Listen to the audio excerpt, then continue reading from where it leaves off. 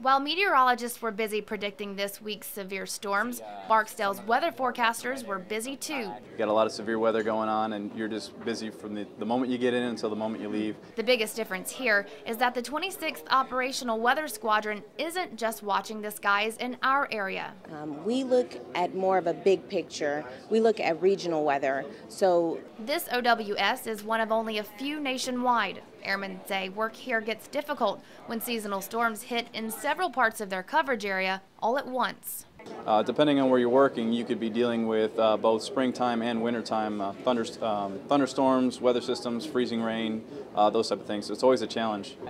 Along with plotting storms, these airmen work hand in hand with Barksdale's weather flight, the airmen on base who observe weather and suggest changes in flight plans.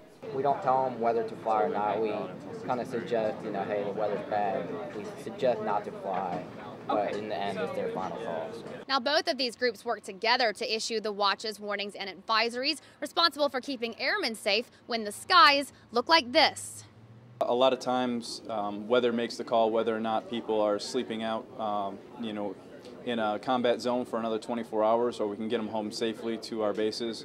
Senior Airman Eric Dowling knows that firsthand. For 6 months last year, he forecasted the weather in Afghanistan, seeing storms he never saw here.